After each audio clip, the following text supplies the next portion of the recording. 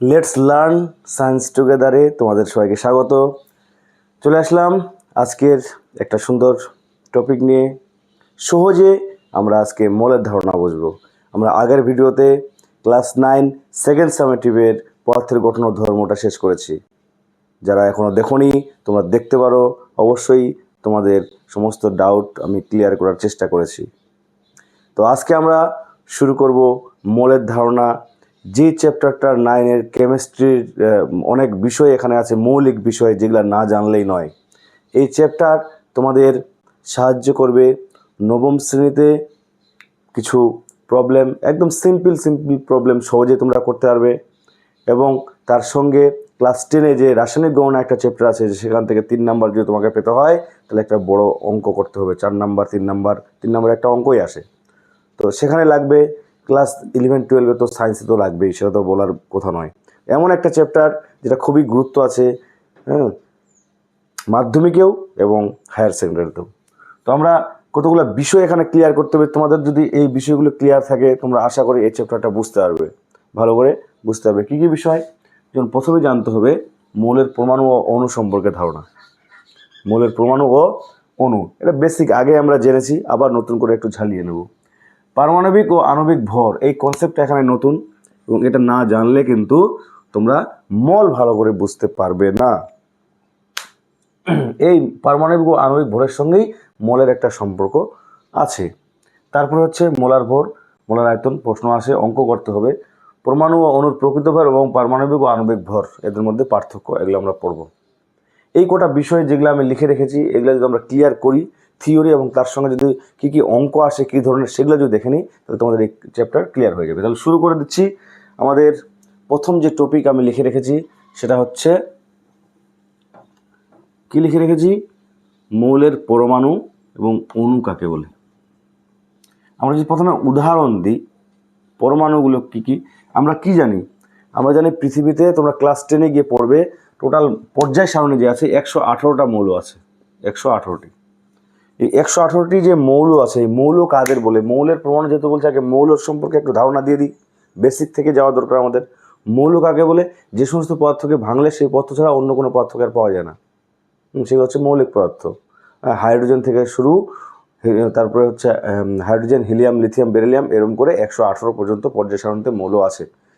এবার এই 118টা মৌল দিয়ে আমাদের কি হয়েছে? আমাদের হচ্ছে লক্ষ লক্ষ যৌগ তৈরি হয়েছে, তাই না? কিছু গ্যাসীয়, কিছু কঠিন, কিছু তরল, কিছু কঠিন, কিছু তরল। যাই হোক, ওটা আলাদা বিষয়। তো আমরা মৌল বুঝতে পারলাম যে কি, যে সমস্ত পদার্থকে আমরা যদি ভাঙি তাহলে সেই পদার্থ ছাড়া অন্য কোনো পদার্থ আর পাওয়া যাবে না। যেমন হাইড্রোজেন, হ্যাঁ, তারপরে হচ্ছে গ্যাসীয়গুলো কয়েকটা লিখে নিই। হাইড্রোজেন, তারপরে হচ্ছে নাইট্রোজেন, অক্সিজেন, ক্লোরিন, হ্যাঁ। তাহলে এগুলো টু যদি না দিই তাহলে সবগুলো কী হবে? এগুলো গ্যাসীয় অণু, আর এই না এগুলো পরমাণু হয়ে গেল, মৌলের পরমাণু। আর অণু কী হবে? অণু হবে H2, N2, O2, Cl2। জলের অণু, তরল। কার্বন ডাইঅক্সাইড গ্যাসের অণু, তাই না? আরও অনেক গ্যাস আছে, nitrogen dioxide, sulphur dioxide, methane, ammonia, NH3। তাহলে এই যে এগুলো হচ্ছে অণু, এগুলো হচ্ছে কি সব অণু, আর এগুলো হচ্ছে পরমাণু। কাকে বলে? পরমাণু সম্পর্কে আমাদের ধারণা দিয়েছিল বিজ্ঞানী ডাল্টন, পরমাণুবাদ তত্ত্ব দিয়েছিল তিনি। নিশ্চয়ই তোমরা পড়েছো, ক্লাস 8-এই ছিল, 9-এ উঠে গেছো। আর কে? আর অণুর ধারণা দিয়েছিল আমাদের এমেদিও অ্যাভোগাড্রো। আমরা আগে এগুলো পড়েছি, এবং 9-এ আমরা পরমাণুর গঠন পড়েছি, ফার্স্ট সামেটিভে ছিল। সেখানে আমরা জেনেছি কি, যে পরমাণুকে ভাঙা যায়। পরমাণুকে ভেঙে আমাদের কি হয়? পরমাণু ভেঙে আমরা কি পাই? আমরা হচ্ছে ইলেকট্রন, প্রোটন, নিউট্রন পাই, তাই তো? সেই বিষয়টা আলাদা বিষয়, পরমাণুর গঠনে আমরা সেটা পড়ছি, সেই কনসেপ্ট এখানে লাগবে না। আমাদের ডাইরেক্ট পরমাণু, যে পরমাণু আমাদের রাসায়নিক বিক্রিয়ায় অংশগ্রহণ করে, হ্যাঁ। এবং ডাল্টন বলেছিল পরমাণু অবিভাজ্য, সেটা ভুল প্রমাণিত হয়েছে। কিন্তু এখানে আমার হচ্ছে কি, পরমাণু রাসায়নিক বিক্রিয়ায় অংশগ্রহণ করে এবং কি বলে, স্বাধীনভাবে থাকতে পারে না, অণু স্বাধীনভাবে থাকতে পারে। তো মৌলিক পদার্থের ক্ষুদ্রতম কণা যা রাসায়নিক বিক্রিয়ায় অংশগ্রহণ করে এবং যার মধ্যে ওই পদার্থের সমস্ত ধর্ম বর্তমান থাকে, তাকে পরমাণু বলে। আমি উদাহরণ দিয়েছি, তোমাদের মাথায় পরমাণু মানে এইটা আর অণু মানে এটা, এটা মাথায় রাখতে হবে। সংজ্ঞা, ডেফিনেশন পরীক্ষায় আসবে না। আসতে পারে, পার্থক্য দিয়ে আসতে পারে, কিন্তু মেনলি তোমাদের যদি এই চ্যাপ্টার বুঝতে হয় তাহলে তোমাদের পরমাণু বলতে আমরা কি বুঝছি, যেটাকে আমরা শুধু মৌলের পরমাণু, যেটা হচ্ছে অণুর থেকে ছোট। অণু ভাঙলে আমরা কি পাবো, প্রমাণ পাবো। এই যে হাইড্রোজেন, এর মধ্যে দুইটা হাইড্রোজেনের অণুর মধ্যে দুইটা হাইড্রোজেন পরমাণু আছে। এর যদিও আমি সংজ্ঞাগুলো বলে দিচ্ছি, যেমন অণু কাকে বলে, মৌলিক পদার্থের বলেছিলাম, এটা মৌলিক বা যৌগিক পদার্থ হতে পারে। মৌলিক বা যৌগিক পদার্থের ক্ষুদ্রতম অবিভাজ্য কণা, যা রাসায়নিক বিক্রিয়ায় যা স্বাধীন, যার মধ্যে ওই পদার্থের সমস্ত ধর্ম বর্তমান থাকে এবং যা স্বাধীনভাবে থাকতে পারে। এই যে এটা খুবই সক্রিয়, একাই থাকতে পারে না পরমাণু, এ কী করে রাসায়নিক বিক্রিয়ায় যুক্ত হয়, এই H2 আকারে থাকতে পারে, এটা স্বাধীন, এগুলো সব হচ্ছে স্বাধীন। ঠিক আছে, তাহলে অণু এবং পরমাণু, এই অণুকে আবার দুই ভাগে ভাগ করা যায়, একটা হচ্ছে মৌলিক অণু, একটা হচ্ছে যৌগিক অণু। যৌগিক অণু লিখে রেখেছি আমি কোনগুলা, এই উদাহরণগুলো দেখলেই বুঝতে পারবে যে এখানে যদি আমি ভাঙি আর এই জায়গায় যদি ভাঙি, তাহলে দেখি হাইড্রোজেনের এখানে কি, হাইড্রোজেনের মধ্যে কি আছে, দুটো হাইড্রোজেন পরমাণু আছে, এখানে দুটো নাইট্রোজেন পরমাণু আছে, এখানে দুটো অক্সিজেন পরমাণু আছে, এখানে দুটো ক্লোরিন পরমাণু আছে।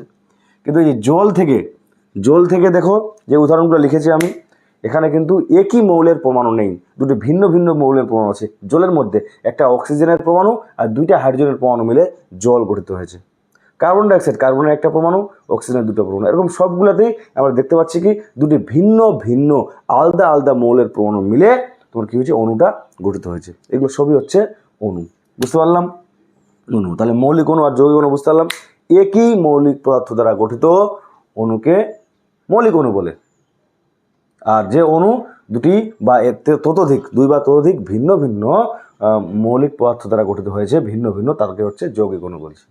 তাহলে পরমাণু আর অণুর মধ্যে ধারণা হলো। হ্যাঁ, পরমাণু কয়টা, পরমাণু হচ্ছে আমার হচ্ছে এই যে এর সঙ্গে মিলে আমি পরমাণু কটা পাবো, 118টা পাবো, তার বেশি কিন্তু পারবো না। মৌলিক পদার্থ যা মৌলের পরমাণু তার সঙ্গে রিলেটেড, কিন্তু অণু আমরা এগুলো কী পাবো, যৌগ, অনেক প্রচুর পাবো। অণু এবং যৌগ আমরা লক্ষ লক্ষ পাবো। হ্যাঁ, এগুলো বাড়বেই, কারণ বিভিন্নভাবে যুক্ত হয়ে যৌগ গঠন করছে। বুঝতে পারলাম?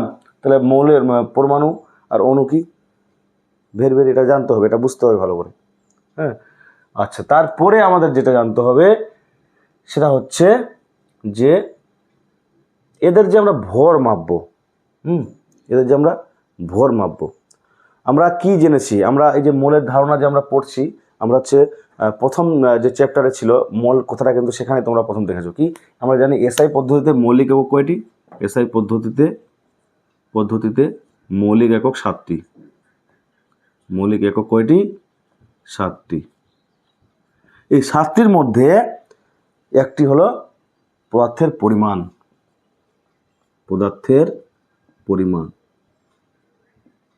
এই পদার্থের পরিমাণের এসআই একক হচ্ছে মোল, তাই তো? পদার্থের পরিমাণের এসআই একক হচ্ছে মোল। আর পদার্থ তৈরি হয়েছে কি থেকে, পদার্থ কি থেকে আমরা পাচ্ছি, অণু-পরমাণু থেকেই, তাই তো? তাহলে মোলের কনসেপ্ট আমার প্রয়োজন কেন পড়লো? হ্যাঁ, আমরা কি এই অণু-পরমাণুকে মাপি না? অবশ্যই মাপি, অণু-পরমাণুকে আমরা অবশ্যই মাপি। তাহলে অণু-পরমাণুকে আমরা কীভাবে মাপবো? অণু-পরমাণুকে দেখতে বড়, অনেক বিশাল বড় না, খুবই তো ছোটো, তাই না? খালি চোখে দেখা যায় না। অণু-পরমাণুকে আমরা কখনোই খালি চোখে দেখতে পাই না, এত ছোট যে এদেরকে খালি চোখে দেখা যায় না। তার জন্য কী করা হয়, এদেরকে এদের সাপেক্ষেই মাপতে হয়। আমি যেটা বোঝাতে চাইছি, যেটা পড়াতে চাইছি, সেটা হচ্ছে এখন পারমাণবিক ভর বা আণবিক ভর।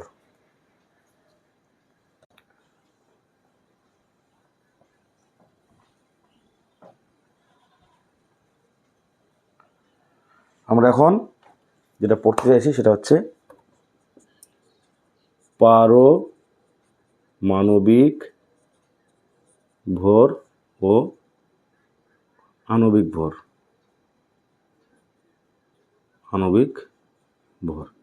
এই পারমাণবিক ভর আর আণবিক ভরের কনসেপ্ট ক্লিয়ার না হলে মোল ভালো মতো তোমরা বুঝবে না, ঠিক আছে? তো পারমাণবিক ভর আর আণবিক ভর কি, এখানেও আমি উদাহরণ নিয়েই বুঝাই। প্রথমে উদাহরণ দিই, হাইড্রোজেনকে 1.008 বা এটাকে 1 ধরা হয়। হাইড্রোজেন, তারপর কী নিয়েছিলাম, যেগুলো ইম্পর্টেন্ট আমার সেই উদাহরণগুলো নেব, যেগুলোর বাইরে 9 আর লাগবে না বা বড় ক্লাস 10-এও লাগবে না। হাইড্রোজেন, তারপর কী নিয়েছিলাম, নাইট্রোজেন কত, নাইট্রোজেন হচ্ছে 14, অক্সিজেন হচ্ছে কত, 16, আর কি নিয়েছিলাম, ক্লোরিন হচ্ছে 35.5, 5, হ্যাঁ এই কটা নিলাম আমি। আরও যদি অন্য প্রাণ আছে যেমন হচ্ছে সোডিয়াম 23 পারমাণবিক ভর, সালফার 32, হ্যাঁ তারপরে হচ্ছে যাই হোক হলো। আচ্ছা আণবিক ভর যদি দেখি কি, জল একটা অণু, তাহলে এর কী হবে 2, nitrogen N2 double, nitrogen double কত হবে 28, অক্সিজেন O2 32, ক্লোরিন Cl2 71, এগুলো তো হবে না যদি এদেরকে দ্বারা, যেমন জল H2O এর আণবিক ভর কত হবে 2, মানে 2 × 1 + 16 কত 16 17 18। তারপর আর কি নিতে পারি কার্বন ডাইঅক্সাইড, যেগুলো খুবই ইম্পর্টেন্ট, যেগুলো খুবই লাগে। কার্বন কত 12, এখানে কার্বন রাখতে পারি 12, আর অক্সিজেন কত +16 × 2, তাহলে কত হচ্ছে 12 + 16 32 = 44। আর প্রচুর আছে, আগে বুঝিয়ে নিই ব্যাপারটা। এটা আণবিক ভর, এটা পারমাণবিক ভর। এগুলা কি হাইড্রোজেনের ভর কি 1 গ্রাম, একটা হাইড্রোজেন পরমাণুর ভর না, হাইড্রোজেনকে ধরে নেওয়া হয়েছে 1। কেন ধরে নেওয়া হয়েছে? আমাদের সুবিধার জন্য। রাসায়নিক গণনার ক্ষেত্রে আমরা যে ভরটা ব্যবহার করব সেটা তার প্রকৃত ভর নিয়ে আমরা ব্যবহার করতে পারি না। আমরা একটা কি করেছি, তুলনামূলক ভর আমরা নিয়ে নিয়েছি। তুলনামূলক কথাটা কেন বলছি আমি, কারণ যদি তোমাকে বলা হয় তুমি একটা হাতিকে মাপো, তো কি প্যারামিটার দিল, বললে যে তুমি মশা দিয়ে মাপো, কতগুলো মশা লাগবে, কত কুইন্টাল, তুমি কি আইডিয়া দিতে পারবে যে একটা হাতির ওজন কী হবে? কারণ মশার ওজন এত কম, সেটা সম্পর্কে আমাদের আইডিয়া নেই, আর হাতির ওজন এত বেশি। কিন্তু আমাদের যদি বলা হয় মহিষ বা কোনো বড় কোনো প্রাণী দিয়ে যদি বলা হয়, তাহলে বলতে পারবো যে 20টা বড় বড় ছাগল বা বড় বড় মহিষের সমান একটা হাতি হয়। তাহলে আমার একটা ধারণা হলো 20 গুণ বেশি, তাই না? ঠিক তেমনই আমাদের মৌল যে 118টা আছে, তাদের মধ্যে কারো ভর কম আছে, কারো ভর বেশি আছে, তাই তো?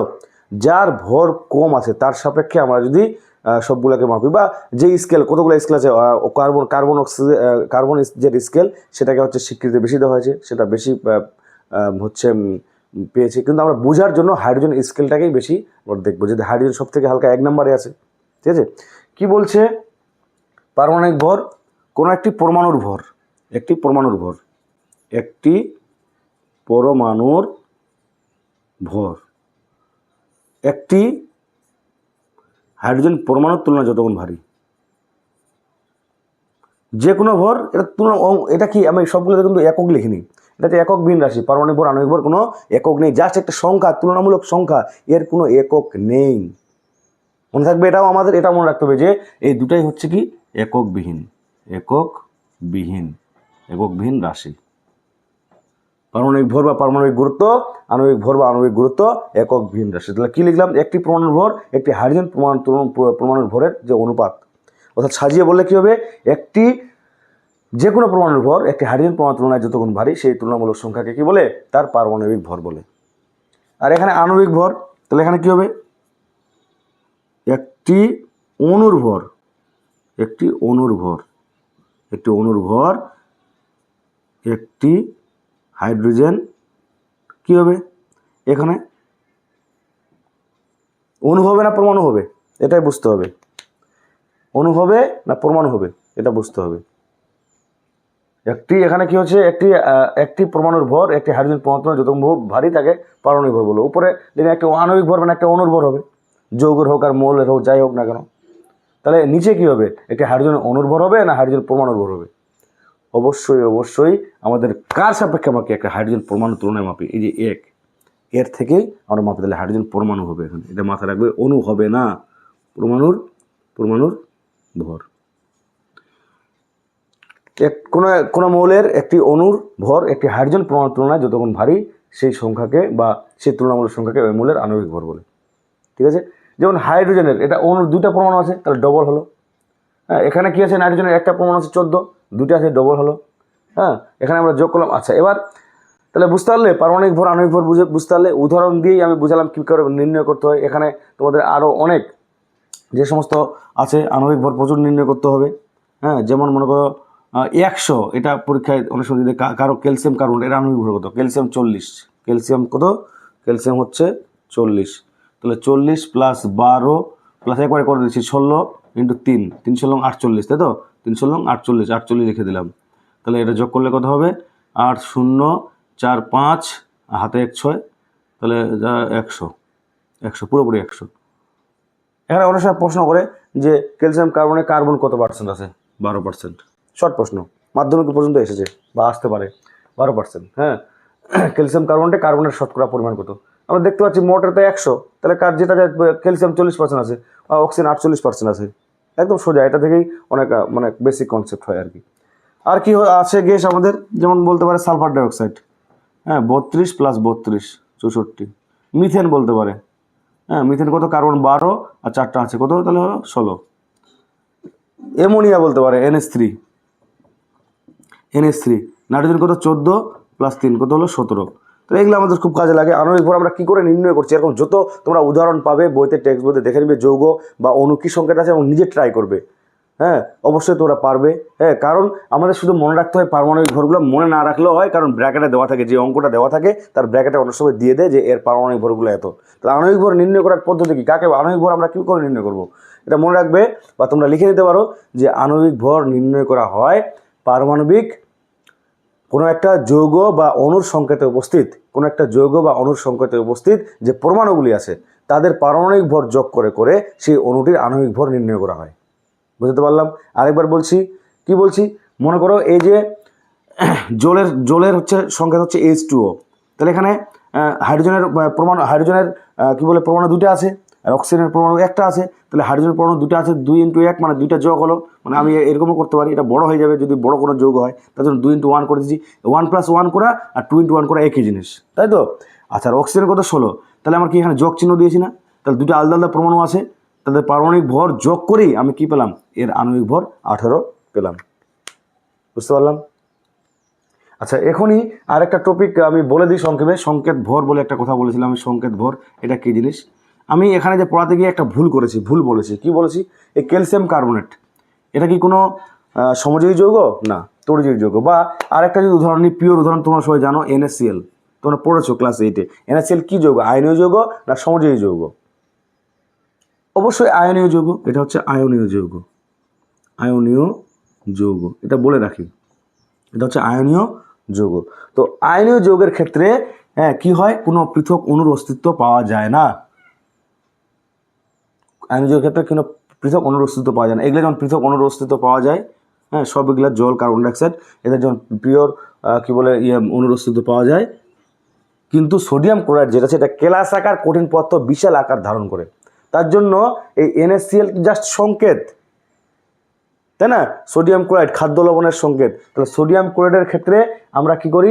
সংকেত ভর, সংকেত শুধু না, সংকেত ভর বা সংকেত ওজন, যে সংকেত ওজন, এই কথাটা আমরা ব্যবহার করি। সোডিয়াম ক্লোরাইড মানে আয়নীয় যৌগের ক্ষেত্রে যেহেতু অণুর অস্তিত্ব নেই, তাই এখানে আণবিক ভর এর অস্তিত্ব নেই।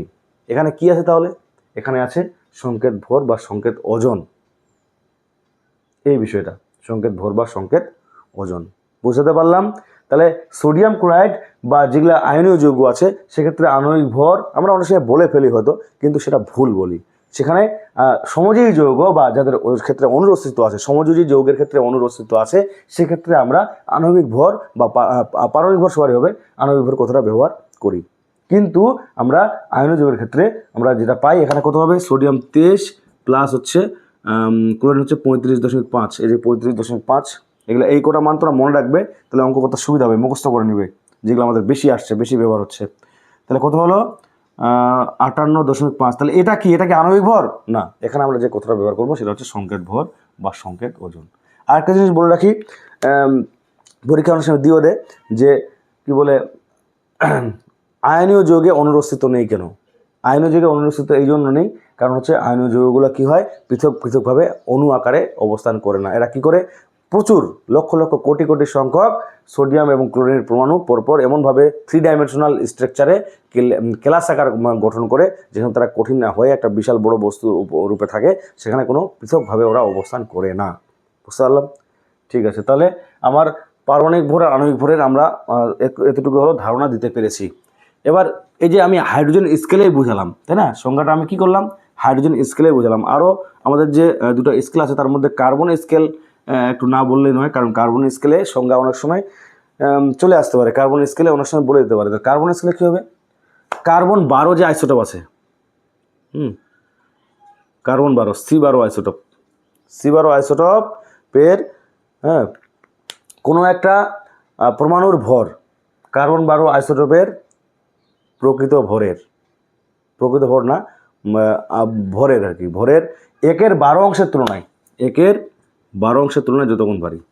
কারণ জানি আমি কার্বনের দেখলাম আমরা 12 হয়, তাহলে 1/12 অংশের তুলনায় কেন বলছে, যেন সবাইকে আমরা পরিমাপ করতে পারি, কারণ কার্বনের থেকে তো কম ভরেরও আছে অনেক পরমাণু, তাদেরকে, তার জন্য কী বলছে যে সবারইকে আমরা কী করতে পারবো, যে যতক্ষণ ভারী। তাহলে কী থাকবে, হাইড্রোজেন স্কেলে সবার যদি ডাইরেক্ট বলতো যে কার্বনের তুলনায় যতক্ষণ ভারী, কার্বন তো অনেক বেশি ভারী, তাহলে সেটা কিন্তু হতো না।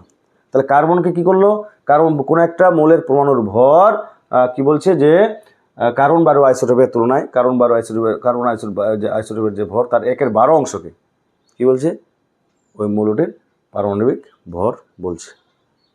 কোনো একটা অণুর ভর কার্বন 12 আইসোটোপের ভরের 1/12 অংশের তুলনায় যতক্ষণ ভারী, সেই তুলনামূলক ভরকে ওই মৌলটির আণবিক ভর বলছে। এটা কার্বন স্কেল, তোমরা বই থেকে আরও দেখে নেবে। তাহলে এখানে 1/12 অংশ কেন বললাম, একটি কার্বন পরমাণুর প্রকৃত ভর কত, হাইড্রোজেন স্কেল আমরা 12 দেখেছি, পারমাণবিক ভর 12 বলছি।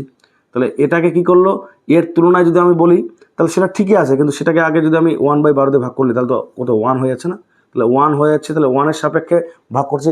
এটা নেওয়া হয়েছে কেন, কার্বন স্কেলটা এটাকে বেশি গুরুত্ব দেওয়া হয়েছে কেন, এই জন্যই এটাকে বেশি গুরুত্ব দেওয়া হয়েছে, কারণ হচ্ছে কি যে প্রকৃতিতে কার্বনটা সহজলভ্য। আমরা জানি কার্বনের 9-এ পড়েছি, 8-এ পড়েছি কি কার্বনের রূপভেদ বিভিন্ন রূপে অবস্থান করছে এবং কোথায় কোথায় না কার্বন থাকে, তার জন্যই এই আমাদের কার্বনকে এর ব্যাপকতার জন্যই আমরা কী করছি, কার্বন স্কেলটাকে বেশি গুরুত্ব দিয়েছি। যদিও বোঝার ক্ষেত্রে আমরা হাইড্রোজেন স্কেলটাই মনে রাখবো। যাই হোক, তাহলে পারমাণবিক ভর আণবিক ভর হয়ে গেলো। এবারে আমরা এই যে চ্যাপ্টার যেটা মোল বলছে সেটাতে যাবো, সেটাতে ঢুকবো। প্রথমে বলে দিলাম, কি বললাম, যে এসআই পদ্ধতিতে আমরা যে 7টা একক পড়েছি, 7টি একক আর কী পড়েছি, 7টি একক বলে দিয়ে একটু মনে করে দিই। দৈর্ঘ্য ভর সময় তো প্রথমেই আছে, দৈর্ঘ্য ভর সময়, তারপরে তড়িৎ প্রবাহমাত্রা পড়েছি, দীপন প্রাবল্য পড়েছি, আর কি পড়েছি, উষ্ণতা পড়েছি। 6টা হয়ে গেলো আমার। আরেকটা কী পড়ে থাকলো, সেটা হচ্ছে পদার্থের পরিমাণের এসআই একক। পদার্থের পরিমাণকে আমরা মোল দ্বারা প্রকাশ করি। তাহলে আমার যদি আমি এক কথায় বলতে চাই, ভিতরে আস্তে আস্তে ঢুকবো, তাহলে মোলটা কী হবে, তাহলে আমি মোল বলতে একটা সংখ্যা মনে রাখি। মোল বলতে আমরা কি মনে রাখি, একটা এনএ। এই এনএটা কি, এনএ হচ্ছে অ্যাভোগাড্রো সংখ্যা। এটা কত, বেশি কিছুতে যাওয়ার দরকার নেই, মোল মানেই তোমরা মনে রাখবে 6.022 × 10⁻23, 6.022 × 10⁻23। যদি তোমরা এই সংখ্যাটা, এই ডিজিটটা মনে রাখতে পারো তাহলে তোমার হয়ে গেল, আর বেশি কিছু লাগবে না। মোল বলতে এই সংখ্যাটাকে বোঝায়, বুঝতে পারলাম। যদিও 1 মোল বলতে পদার্থের পরিমাণ, 1 মোল বলতে এটাকে বোঝায়। 2 মোল বলতে 2 দিয়ে গুণ করতে হবে। এই সংখ্যাটা হচ্ছে কি বলে, অ্যাভোগাড্রো সংখ্যা বলে, অ্যাভোগাড্রো নাম্বার বলে, তার জন্য এনএ দ্বারা প্রকাশ করা হয়। বুঝতে পারলাম। আচ্ছা, আর একটু 1 মিনিট। অ্যাভোগাড্রো যে তিনি ছিলেন, তিনি কিন্তু খুবই দূরদর্শী ছিলেন। এই যে সংখ্যাটি, এই সংখ্যাটি একটি মারাত্মক সংখ্যা, কারণ এটা হচ্ছে বলতে গেলে এই সংখ্যাটি আমাদের মানে এর গুরুত্বটা বিশাল। কারণ আমরা গুরুত্ব একটু পরে বলছি। তো অ্যাভোগাড্রো এই সংখ্যাটির সাহায্যে আমাদের কি করেছেন, আমাদের যে অণুর যে জগৎ, আণবিক জগৎ আর দৃশ্যমান জগৎ, এর মধ্যে একটা যোগসূত্র স্থাপন করে দিয়েছেন, যাই ওটা পরে বোঝাচ্ছি। এই যে মল, MOLE, মল, এটা একটা ল্যাটিন শব্দ। কী শব্দ, ল্যাটিন শব্দ। এর অর্থ কি, এর অর্থ হচ্ছে স্তূপ বা গুচ্ছ, স্তূপ বা গুচ্ছ বা রাশি, এর ল্যাটিন শব্দ এটা, মল শব্দের। আর এই মল শব্দটি ব্যবহার করেন সর্বপ্রথমকে ওসওয়াল্ড বলে একজন ভদ্রলোক, ওসওয়াল্ড নামে একজন ভদ্রলোক এই শব্দটি প্রথম ব্যবহার করেন। আর অ্যাভোগাড্রো সংখ্যা, এটা শর্ট প্রসঙ্গ যেগুলো হতে পারে সেগুলো বলছি। এর মান সর্বপ্রথম কে নির্ণয় করেন, মান নির্ণয় করেন হচ্ছে মিলিকান, বিজ্ঞানী মিলিকান। তাহলে শর্ট হতে পারে, মল শব্দটি ব্যবহার করেন ওসওয়াল্ড। আর অ্যাভোগাড্রো সংখ্যার মান অ্যাভোগাড্রো সংখ্যার তো অ্যাভোগাড্রোর নামই আছে, অ্যাভোগাড্রো প্রকল্প একজন বিজ্ঞানী, কিন্তু এর মান নির্ণয় করেন বিজ্ঞানী মিলিকান। তো 1 মোল বলতে আমরা কি বুঝবো? আমরা বলে দিলাম যে এটা, এই সংখ্যাটা যেন মাথায় আবার আসে 1 মোল বলতে। এবার যদি সংজ্ঞা আকারে বলা হয় তাহলে 1 মোল বলতে কণার সংখ্যা, এগুলো কি কণা? হ্যাঁ, 1 মোল বলতে সেই পরিমাণ উপাদান কণিকাকে বোঝায়। আমি লিখে দিচ্ছি, 1 মোল বলতে সেই পরিমাণ উপাদান কণিকা বোঝায়। উপাদান কণিকা বলতে কি বোঝাচ্ছে? উপাদান কণিকার মধ্যে হচ্ছে অণু হতে পারে, পরমাণু হতে পারে, আয়ন হতে পারে, মূলক হতে পারে, ইলেকট্রন হতে পারে, সব কিছুই হতে পারে, এটা মনে রাখবো, ইত্যাদি। বেসিক কণা, হ্যাঁ, এমন নয় যে অনুপ্রমাণ। তোমাকে বলা হলো যে 1 মোল আমাকে ইট দাও, তাহলে কতগুলি? এত সংখ্যক। 1 মোল অণু দাও, এত সংখ্যক। 1 মোল পরমাণু দাও, এত সংখ্যক পরমাণু হয়ে যাবে। সবার ক্ষেত্রে এটা প্রযোজ্য। আরও বুঝবো আমরা যদিও পরে একটু। আয়ন, 1 মোল আয়ন দাও, এতগুলো। মূলক, ইলেকট্রন, 1 মোল ইলেকট্রন মানে কতগুলো ইলেকট্রন? সংখ্যাটা কত? টি টি টি, এটা একটা টি নাম্বার, টি জাস্ট একটা সংখ্যা, এত টি। এতটি যদি ইলেকট্রন থাকে তাহলে আমরা বলতে পারি এতগুলি 1 মোল ইলেকট্রন আছে আমার কাছে, 1 মোল ইলেকট্রন আছে, আমাকে 1 মোল টাকা দাও তো, তাহলে এত টাকা দিতে হবে। বোঝা গেল? তাহলে মোল একটা সংখ্যার সঙ্গে জড়িয়ে আছে, সেটা কত? অ্যাভোগাড্রো সংখ্যা, নাম্বার, অ্যাভোগাড্রো নাম্বার। এর মান কত? 6.02 × 10⁻23।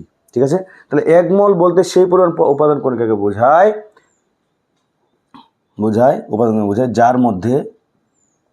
যার মধ্যে অ্যাভোগাড্রো সংখ্যক উপাদান কণিকা বর্তমান। 1 মোল বলতে সেই পরিমাণ উপাদান, 1 মোল বলতে সেই পরিমাণ, একটু ভুল হলো, 1 মোল বলতে সেই পরিমাণ পদার্থকে বোঝায়, যার মধ্যে অ্যাভোগাড্রো সংখ্যক, Na সংখ্যক উপাদান কণিকা বর্তমান। এই যে উপাদান কণিকা, অনুপ্রমাণ বা আয়ন বর্তমান। ঠিক আছে? এসআই পদ্ধতিতে এর নতুন একটা সংজ্ঞা দেওয়া হয়েছে, সেটা হচ্ছে আবার কার্বন পরমাণু। কি বলছে? যে 0.010 কেজি কার্বন 12 আইসোটোপ যেটা আছে, কার্বন 12 আইসোটোপের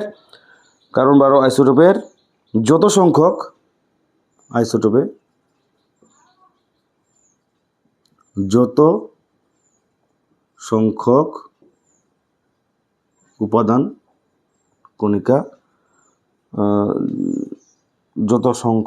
কণিকা কার্বন 12 আইসোটোপে যদি অ্যাভোগাড্রো সংখ্যক উপাদান কণিকা থাকে, ভুল হচ্ছে, বিষয়টা হচ্ছে যে কার্বন 12 আইসোটোপের মানে এত পরিমাণের মধ্যে যে উপাদান কণিকা থাকে তাকে বলে 1 মোল। সেই পরিমাণটাকে আমরা 1 মোল বলতে পারি। বা এই যে কার্বন এত পরিমাণ, যে কার্বন আইসোটোপের যে পরিমাণ যতটুকু, সেটা হচ্ছে উপাদান যে পদার্থ আইসোটোপে যত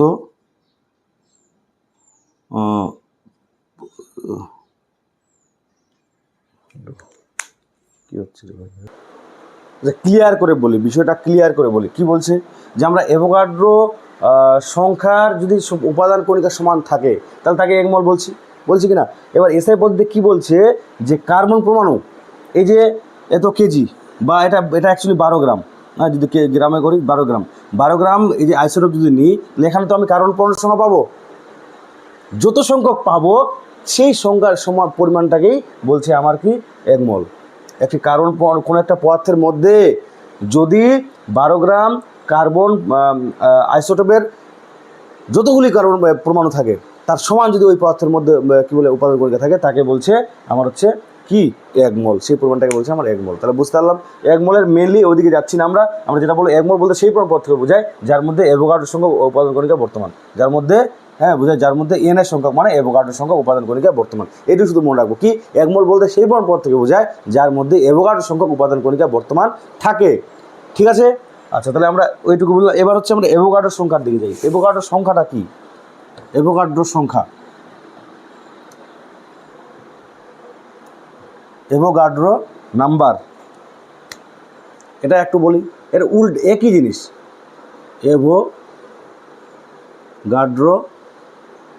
অ্যাভোগাড্রো সংখ্যা, যেটাকে এনএ বলছি। এটা কি, এর সংখ্যা কীভাবে দিব? এটা কি বলছি, বলছে যে 1 গ্রাম মল বা 1 মল কোনো পদার্থের মধ্যে যে পরিমাণ উপাদান কণিকা থাকে তাকে বলছে অ্যাভোগাড্রো সংখ্যা। এসআই পদ্ধতিতে ওটাও কি, এই যে কার্বন 12 আইসোটোপ, কার্বন 12 আইসোটোপের হচ্ছে কি বলছে যে আইসোটোপের 0.0 কেজি পরিমাণের মধ্যে যে পরিমাণ উপাদান কণিকা বর্তমান থাকে বা যে পরিমাণ কার্বন পরমাণু থাকে সেই সংখ্যাটাই হচ্ছে অ্যাভোগাড্রো নাম্বার। বুঝতে পারলাম? আর এক গ্রাম মল, এটা কি, 1 গ্রাম মলটা কি, বা 1 গ্রাম অণু, 1 গ্রাম অণু এটা কি, 1 গ্রাম অণু কি, এটা আমরা এখনও বলিনি। হ্যাঁ, এটা একটু পরে বলছি, এটা বুঝাচ্ছি জিনিসটা। তাহলে এই পরিমাণ যদি হয় বা 1 মল, যদি আমরা 1 মল তো বুঝেছি, তাহলে উল্টা হলো কি, যে কোনো একটা পদার্থের মধ্যে যদি অ্যাভোগাড্রোর সঙ্গে উপাদান কণিকা পরিমাণ থাকে তাকে আমরা বলছি 1 মল। এবার কোনো পদার্থের 1 মোলের মধ্যে যে পরিমাণ উপাদান কণিকা থাকে তাকে আমরা বলছি অ্যাভোগাড্রো সংখ্যা। ঠিক আছে? এবার অ্যাভোগাড্রো সংখ্যার সঙ্গে আরেকটা জিনিস আমাদের জানতে হবে, যেটা পরীক্ষায় আসে, সেটা হচ্ছে অ্যাভোগাড্রো ধ্রুবক। অ্যাভোগাড্রো ধ্রুবক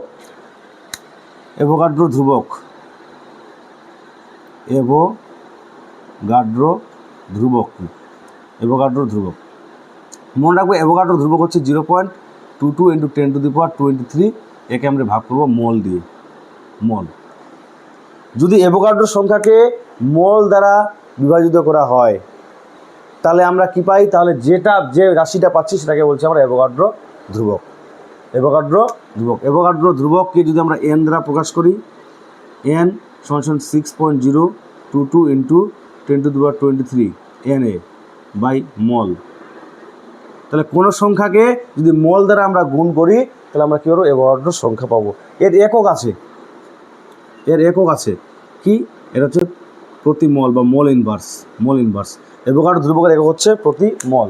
তাহলে অ্যাভোগাড্রো সংখ্যা, অ্যাভোগাড্রো ধ্রুবক কি, যদি 1 মোলের মধ্যে যে সংখ্যাটা থাকে, একক মল পরিমাণ পদার্থের মধ্যে যে যদি অ্যাভোগাড্রো সংখ্যক পদার্থ থাকে তাহলে সেই যে ধ্রুবকটা সেটাকে আমরা বলছি অ্যাভোগাড্রো ধ্রুবক। এটা একটা ধ্রুবক। আর অ্যাভোগাড্রো সংখ্যা জাস্ট একটা সংখ্যা, এর কোনো একক নাই, এটা এককবিহীন রাশি। অ্যাভোগাড্রো সংখ্যা আর অ্যাভোগাড্রো ধ্রুবকের মধ্যে এটুকুই পার্থক্য। ঠিক আছে? আচ্ছা, এর গুরুত্ব কি? এর গুরুত্ব তোমরা একটা প্রথমত মনে রাখতে হবে, যেটা একটু আগে বললাম, সেটা হচ্ছে কি, যে এটা কি করে, এটা হচ্ছে আণবিক জগৎ ও দৃশ্যমান জগতের মধ্যে যোগসূত্র স্থাপন করে। কিভাবে আমরা পড়লাম, আণবিক ভর পড়লাম,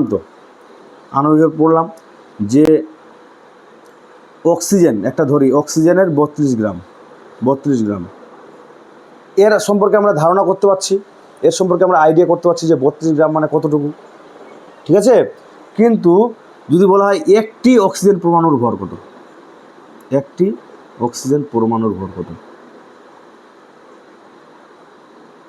এটা কি খুবই ক্ষুদ্র।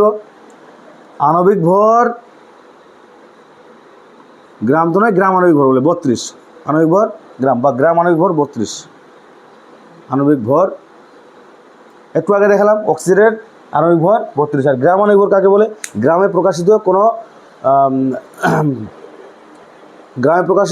আণবিক ভরকে গ্রাম আণবিক ভর বলে, গ্রামে প্রকাশিত পারমাণবিক ভরকে গ্রাম পারমাণবিক ভর বলে, যে ওটা পড়ে যাচ্ছি আমি।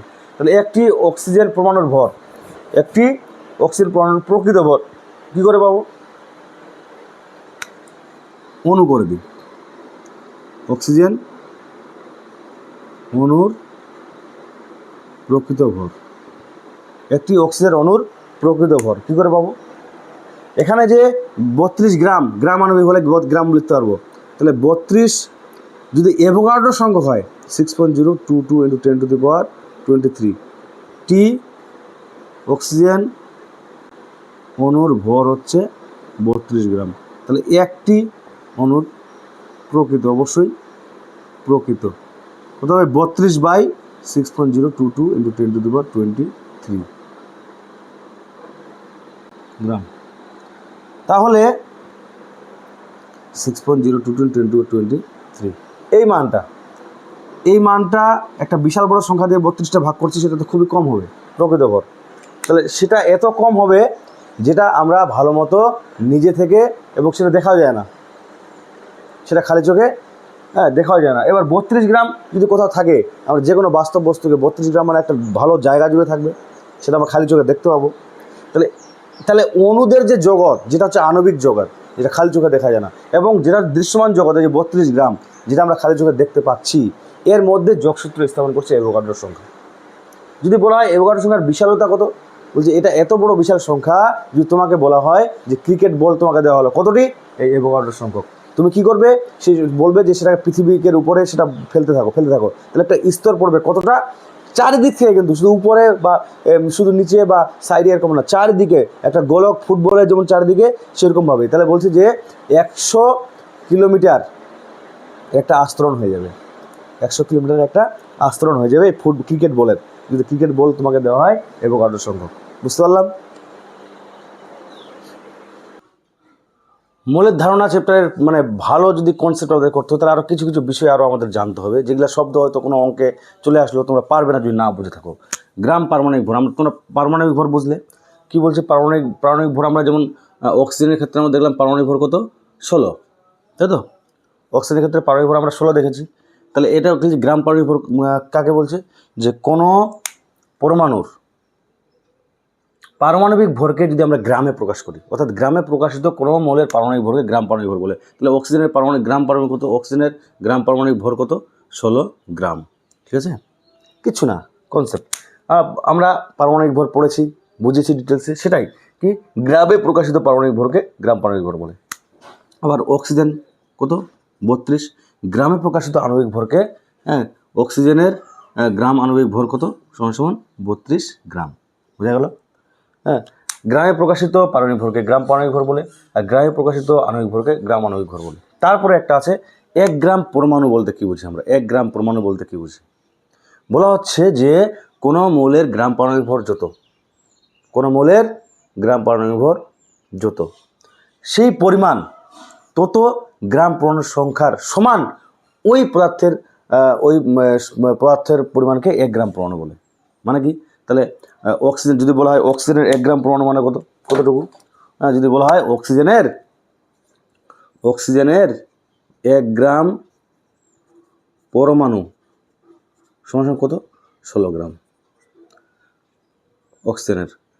অক্সিজেনের 1 গ্রাম অনুমানে কত, সমান কত, 1 গ্রাম অনুমানে কত, অক্সিজেনের 1 গ্রাম অনুমানে হচ্ছে 32 গ্রাম।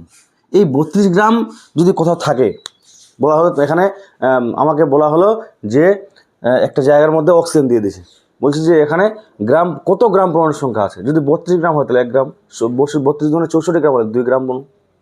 ঠিক আছে, তাহলে 1 গ্রাম অণু বা 1 গ্রাম পরমাণু কতটুকু পরিমাণকে বোঝাচ্ছে, বলছে যে কোনো পদার্থের মধ্যে বা পরমাণুর মধ্যে যদি কি বলে, তার যে গ্রাম পারমাণবিক ভর যত, তার গ্রাম পারমাণবিক ভর যত, সে তত পরিমাণের সমান সমজাতীয় পদার্থকে 1 গ্রাম পরমাণু, বা কোনো পদার্থের গ্রাম আণবিক ভর কত, তার সমান যদি কোনো পদার্থ কোথাও থাকে, তাকে সেই সমান পদার্থটাকে বলছে গ্রাম অণু। আমি উদাহরণ দিয়ে বুঝিয়ে দিলাম যে 1 গ্রাম অণু অক্সিজেন বলতে 32 গ্রামকে বোঝাবে। এটা ভেরি করে এই মানটা, এই যে 1 গ্রাম অণু বলতে পারি, কিন্তু এটা সবার ক্ষেত্রে ভেরি করে আণবিক ভরের উপর ভিত্তি করে, বা গ্রাম আণবিক ভর ভিত্তি করে। এখন বলবো আমরা গ্রাম, যেহেতু গ্রামে বলছি আমরা, এটা গ্রাম আণবিক ভরের উপর ভিত্তি করে। ঠিক আছে, যদি বলা হয় নাইট্রোজেনের ক্ষেত্রে, তাহলে কত হবে, 14 দুগুণে 28 গ্রাম, মানে হলো আমার হচ্ছে 1 গ্রাম অণু, 1 গ্রাম অণু নাইট্রোজেন। বুঝতে পারলাম? যদি বলা হয় ক্লোরিন, তাহলে কত হবে, 71 গ্রাম, আমরা এর আগে দেখেছি, 1 গ্রাম অণু ক্লোরিন। ঠিক আছে, ওরকম পরমাণুর ক্ষেত্রেও হবে। তো এটা হলো। আচ্ছা, এবার হচ্ছে এই যে গ্রাম অণু, গ্রাম মোল আর মোল সংখ্যা, এই মোল সংখ্যা নির্ণয়ের একটা রাশিমালা আমাদেরকে মনে রাখতে হবে। আরও কতগুলো রাশিমালা আসবে। মোল সংখ্যা আমরা কি করে নির্ণয় করব, মোল সংখ্যা নির্ণয়ের রাশিমালা, মোল সংখ্যা নির্ণয়ের রাশিমালা মনে রাখবে। মোল সংখ্যা নির্ণয় কী করে করা যাবে, মোল সংখ্যা সমান সমান W/M, এটাকে N দ্বারা প্রকাশ করা হয়। এটা হচ্ছে পদার্থের ভর, আর এমটা হচ্ছে ওই পদার্থের আণবিক ভর। ওই পদার্থের আণবিক ভর বের করা তোমরা শিখে গেছো। যদি বলা হয় 64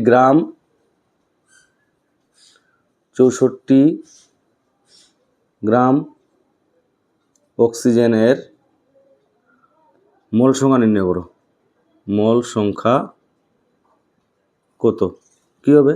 তাহলে এখানে ডাব্লু দেওয়া আছে কত, এন সমান সমান ডাব্লু সমান 64 দেওয়া আছে, ডাব্লু সমান কত আছে, ডাব্লু বাই এম বের করতে হবে। তো ডাব্লু কত আছে 64, আর এম কত, এম কার ও টু মানে কত 16 × 2 মানে 32, আণবিক ভর 32 বের করা শিখেছি তোমাদের আমি। তো 64/32 ভাগ যায় 2, মোল সংখ্যা কত হলো 2। ঠিক আছে, তাহলে এই মোল সংখ্যার কনসেপ্টটা আমাদের কাজে লাগবে। মোল সংখ্যা কাকে বলছে? কোনো পদার্থের ভর বাই তার আণবিক ভর। বুঝতে পারলাম? আচ্ছা, এটা মোল সংখ্যা নির্ণয় হয়ে গেল। আচ্ছা, মোলার ভর কাকে বলে? মোলার ভর এবং তার একক, মোলার ভর ও তার একক দিয়েছি আমরা। মোলার ভর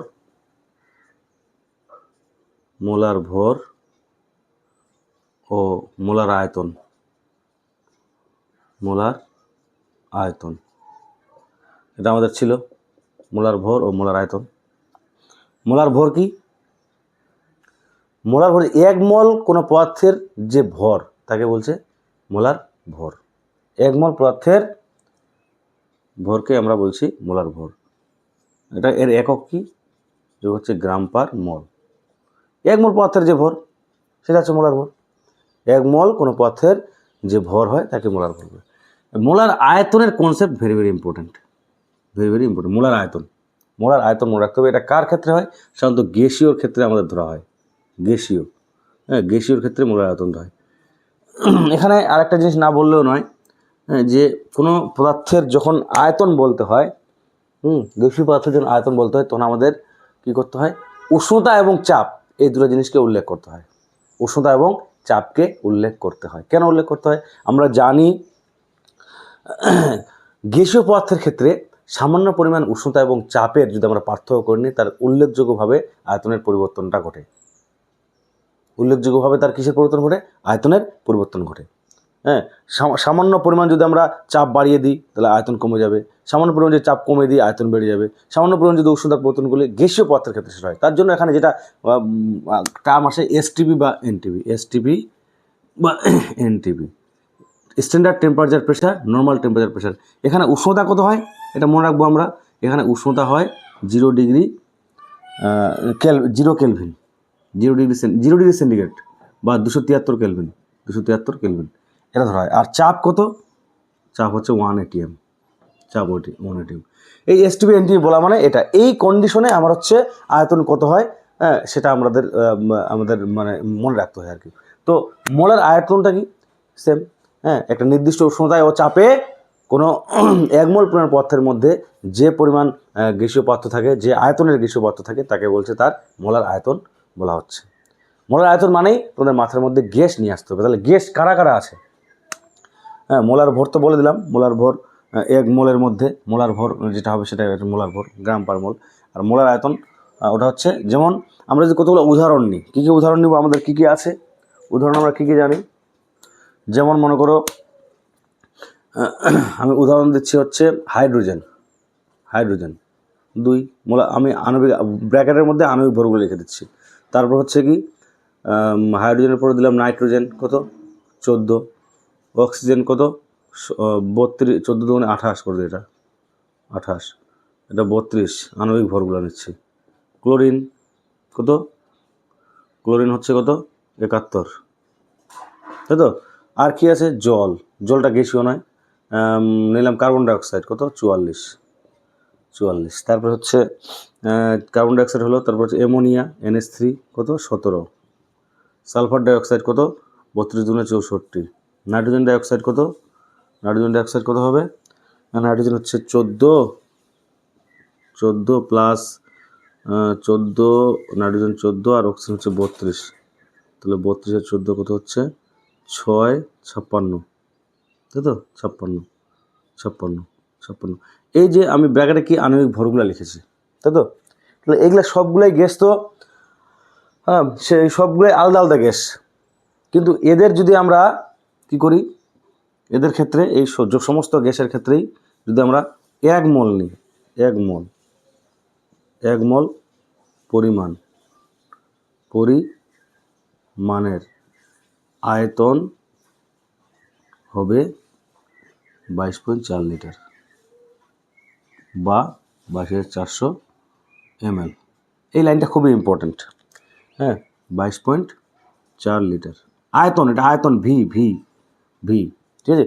যে কোনো গ্যাসই হোক না, সকল গ্যাসের 1 মোল পরিমাণ, সকল গ্যাসের আয়তন হচ্ছে 22.4 লিটার। কিসে? এসটিপিতে, এসটিপিতে, এসটিপিতে, এসটিপি বা এনটিপিতে। বুঝতে পারলাম? এসটিপি বা এনটিপিতে আমাদের মনে রাখতে হবে যে 1 মোল পরিমাণ যে কোনো গ্যাসের আয়তন 22.4 লিটার। 1 মোল বলতে আমরা কি বুঝি?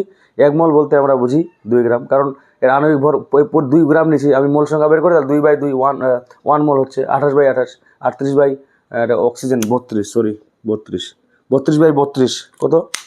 1 মোল।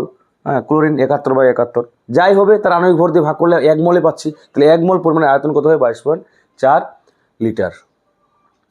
এই প্রত্যেকটারই 1 মোল আছে। এখানে আরেকটা জিনিস আমাদের মনে রাখতে হবে, আবার চলে আসলাম এই যে আমি যে এতক্ষণ ধরে অনেকগুলো টপিক বুঝালাম, কী কী বুঝালাম?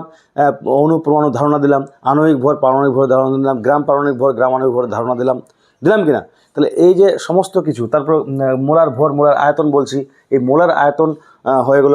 এখন আমাদের যে মোল, 1 মোল বলতে অ্যাভোগাড্রো সংখ্যা, তাহলে উপাদান কণিকার কনসেপ্টও কাজে লাগবে। তাহলে 1 মোলের আয়তন হলো এটা, তাহলে 1 মোল পরিমাণে কণিকা কত?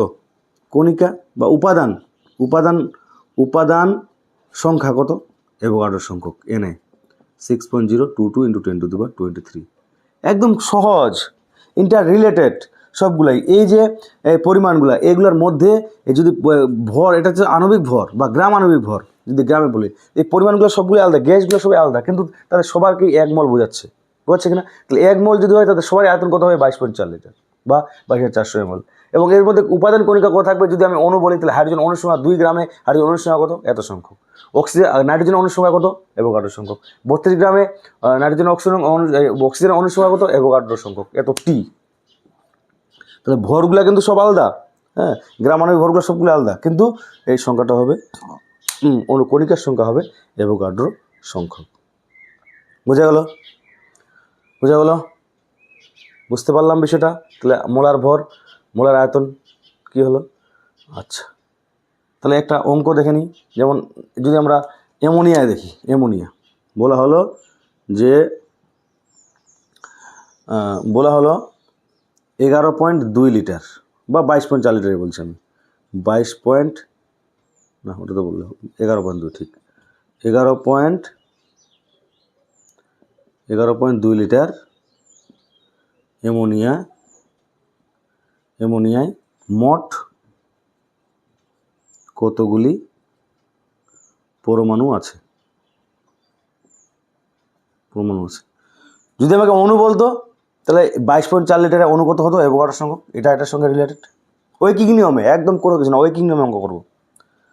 তাহলে এ কত আছে? 11.2 লিটারে। তাহলে আমরা যদি অ্যামোনিয়ার কথা ভাবি, অ্যামোনিয়ার একটি অণুতে নাইট্রোজেন পরমাণু কতগুলো আছে? পরমাণু আছে সমান একটি, আর হাইড্রোজেন পরমাণু আছে সমান 3টি। এটুকু ক্লিয়ার? এর পারমাণবিকতা হচ্ছে 4, এর পারমাণবিকতা হচ্ছে 4। একটি অণুর মধ্যে যতগুলি পরমাণু থাকে সব মিলে হয় কি? পারমাণবিকতা। তাহলে একটি আছে কি?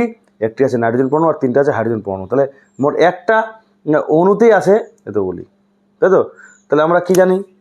উপরেরটা মিশিয়ে দিই।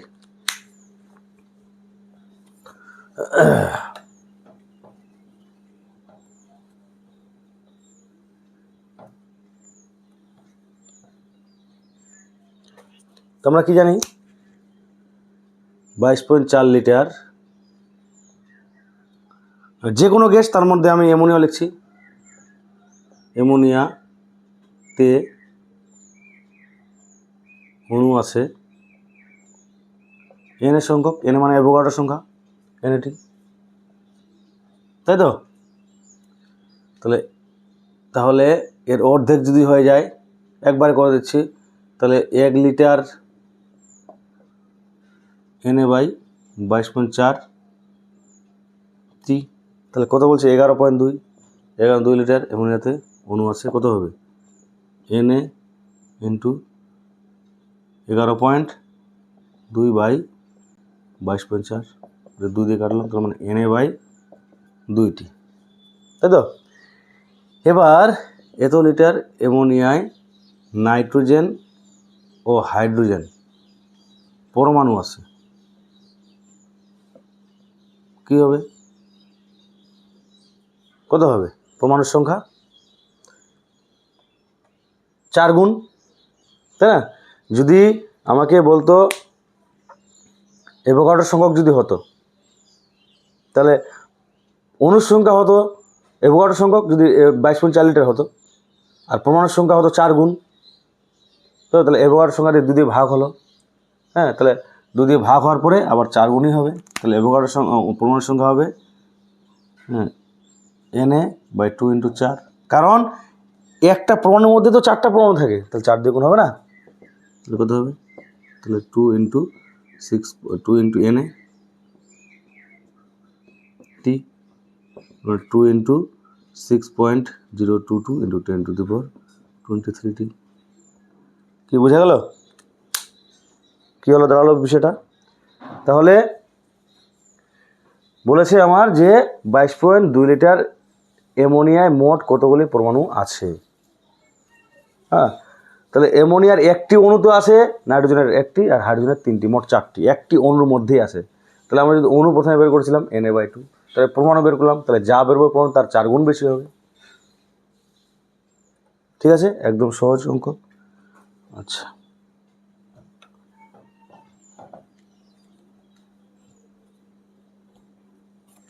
এবার বললো নেক্সট অংশ, 22 গ্রাম CO2 এর আয়তন কত?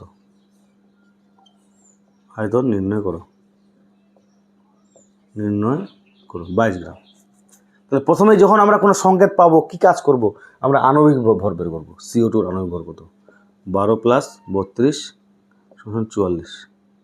তাহলে 44 গ্রাম মানে 1 মোল, অর্থাৎ তাহলে 44 গ্রাম = 1 মোল। 1 মোল CO2 এর STPতে আয়তন কত? একটু আগে লিখলাম, হ্যাঁ, 1 মোল পরিমাণ যে কোনো গ্যাসের আয়তন 22.4 লিটার। 22.4 লিটার, ঐকিক নিয়মে একদম ইজি। তাহলে 1 মোল যদি হয় এটা, তাহলে 22, তাহলে আগে প্রথমে 1 গ্রাম করি।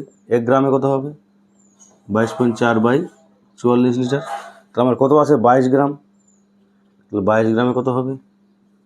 22.4/44 ইন্টু, তাহলে কত হচ্ছে? 11.2 লিটার। 11.2 লিটার। ঠিক আছে, তাহলে এরকম সহজ সহজ অঙ্ক কিন্তু আসবে। আচ্ছা, মোল সংখ্যা নির্ণয়ের আমরা একটা রাশিমালা করলাম কি, N = W/M। যদি আয়তন হয় তাহলে সেক্ষেত্রে কী হবে? সেক্ষেত্রে হবে লিটারে আয়তন V/22.4, যদি আয়তন দেওয়া থাকে STPতে। যদি অণুর সংখ্যা দেওয়া থাকে তাহলে কী করে বের করবো? একটা বিশাল বড় নম্বর দেওয়া থাকবে, N/Na, মানে হচ্ছে অ্যাভোগাড্রোর সংখ্যা। তাহলে আমরা মোল সংখ্যা পেয়ে যাব, মানে 6.0, এটা যে কোনো N হলো /6.022 × 10⁻23। এই কনসেপ্টটা যে বুঝবে মোল সংখ্যার সঙ্গে সম্পর্কটা, তার কাছে এই চ্যাপ্টার অতি ইজি মনে হবে। কি আছে, একটা যে ভর দিয়ে যদি হয় তবুও আমরা মোল সংখ্যা বের করতে পারি, সেক্ষেত্রেও অ্যাভোগাড্রোর সংখ্যা উপাদান কণিকা বর্তমান থাকে। যদি আয়তন দিয়ে হয় তাহলে 22.4 দিয়েও আমরা মোল সংখ্যা বের করতে পারি। হ্যাঁ, যদি আমার নম্বর যদি বলে কোনো পার্টিকেল কতগুলি আছে, তাহলে সেক্ষেত্রেও আমরা বের করতে পারি। বুঝতে পারলাম? তাহলে এই ছিল। এরপরে আমাদের আরও কিছু বেছে বেছে আমরা সেকেন্ড পার্টে কিছু অঙ্ক নিয়ে আসবো, যেগুলো পরীক্ষায় তোমাদের আসার মতো এবং কনসেপ্ট ক্লিয়ারের মতো প্রত্যেকটা জায়গা থেকে। হ্যাঁ, আর একটা টপিক আমি হয়তো বলতে ভুলে গেছি, সেটা বলে দিলেই এই চ্যাপ্টার শেষ হয়ে যাবে। সেটা হচ্ছে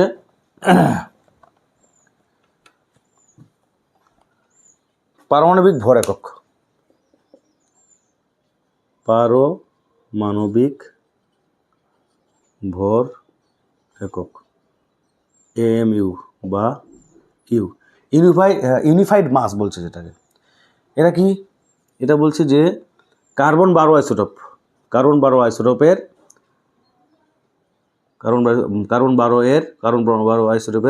একটি পরমাণুর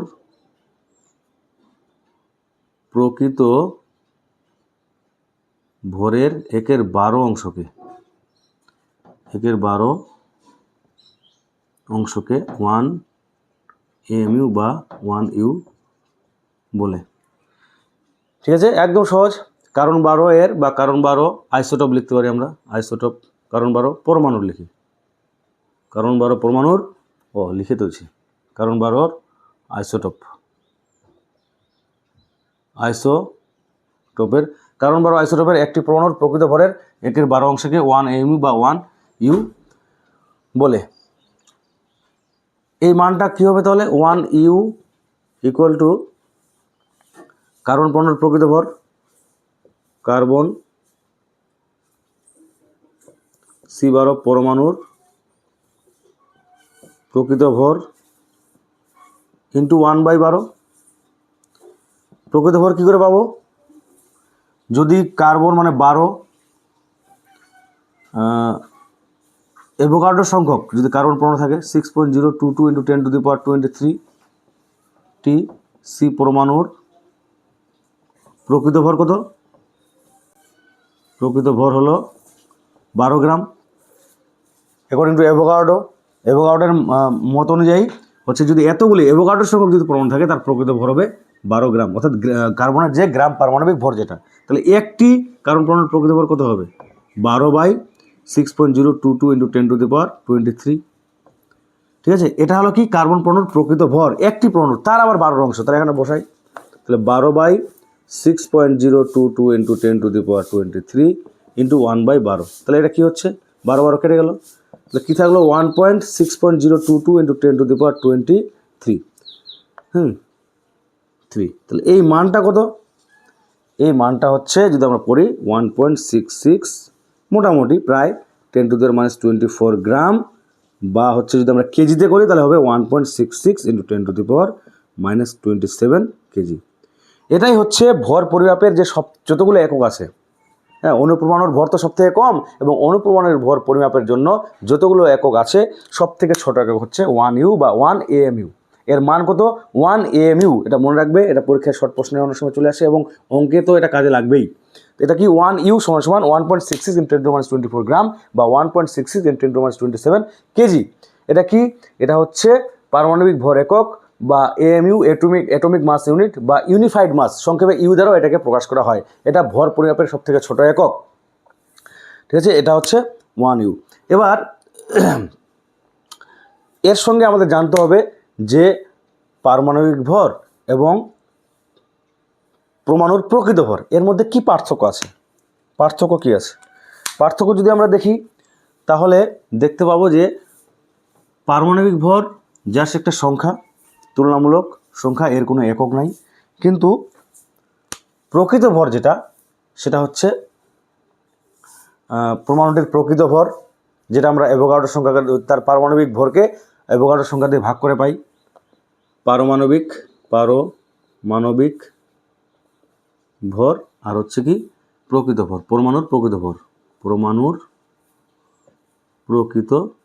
প্রকৃত ভর। তাহলে আমরা কি পেলাম? এটা হচ্ছে পারমাণবিক ভর, জাস্ট একটা তুলনামূলক ভর।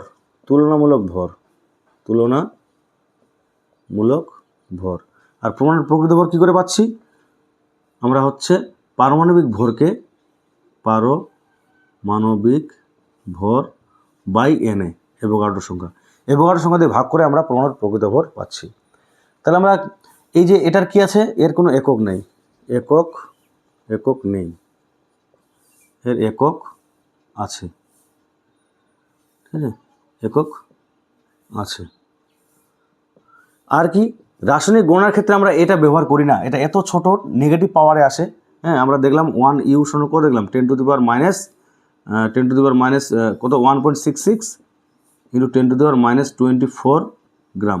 রাসায়নিক গণনার ক্ষেত্রে আমরা এটা কখনোই ব্যবহার করতে পারি না, এই এত ক্ষুদ্র মান।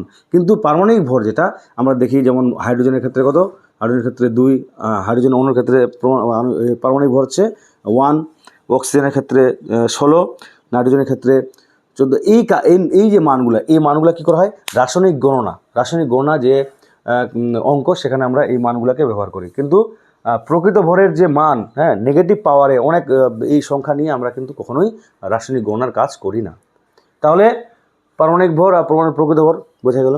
তাহলে এটাই ছিল মোলের ধারণার বেসিক কনসেপ্ট। প্রচুর অঙ্ক হয় এখান থেকে, হ্যাঁ। এর পরবর্তীতে আমরা যদি পারি তাহলে অঙ্কের একটা শুধু গাণিতিক যে সমস্যা, সেই গাণিতিক সমস্যার একটা মোলের ধারণা থেকে আরেকটা আমরা সেকেন্ড পার্ট অবশ্যই নিয়ে আসবো।